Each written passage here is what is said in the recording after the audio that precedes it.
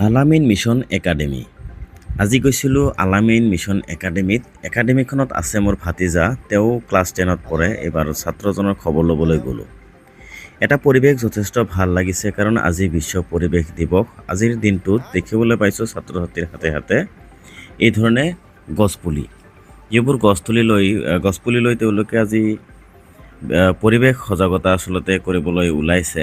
তো ভাল লগা পৰিৱেশ। ইয়াত দেখিছোঁ যে আলামিন মিছন একাডেমীৰ দুখনকৈ চৌহদ আছে, বিশাল বিশাল চৌহদ, য'ত ল'ৰা আৰু ছোৱালীসকলৰ কাৰণে পৃথক পৃথক এটা ব্যৱস্থা আছে।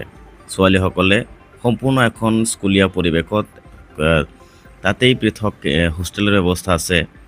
ইয়াতেই ছোৱালীসকলে এক্সট্ৰাকৈ পৃথককৈ তেওঁলোকে ইয়াত শ্ৰেণীৰ পাঠদান বা অন্যান্য সকলো কৰিব পাৰে।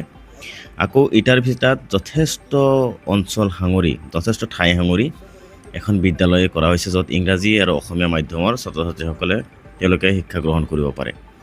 তো নামনি অসমত যথেষ্ট উল্লেখনীয় এখন বিদ্যালয়, আৰু এই বিদ্যালয়খনৰ পৰিৱেশটো চাই ভাবিলোঁ যে ভিডিঅ' এখন বনাই দিওঁ। আৰু ভিডিঅ'খন পাব্লিছ নকৰাকৈ ভাল লাগি থকা নাই। আজি যিটো পৰিৱেশ, কণ কণ ছাত্ৰ ছাত্ৰীৰ পৰা আৰম্ভ কৰি সকলো ছাত্ৰ ছাত্ৰীৰ হাতে হাতে এই ধৰণে এটা গছপুলি লৈ তেওঁলোকে বৃক্ষৰোপণত ব্যস্ত হৈ পৰা পৰিলক্ষিত হৈছিলে। শিক্ষাগুৰুসকলেও অংশগ্ৰহণ কৰিছে। যিগৰাকী অধ্যক্ষ, তেওঁৰ সৈতে কথা পাতিছোঁ। তেওঁ যথেষ্ট এই বিদ্যালয়খনৰ মিছন সম্পৰ্কে বহু কথাই পাতিলোঁ। তেওঁ বহু কথা আমাক অৱগত কৰিলে। ৰাজ্যৰ বিভিন্ন প্ৰান্তৰ পৰা ছাত্ৰ ছাত্ৰীসকলে আহিছে এইখন বিদ্যালয়ত, যি বিদ্যালয়ত তেওঁলোকে শিক্ষা গ্ৰহণ কৰি আছে, বা অভিভাৱকসকলেও এই বিদ্যালয়ক লৈ সন্তুষ্ট। গতিকে যথেষ্ট ভাল।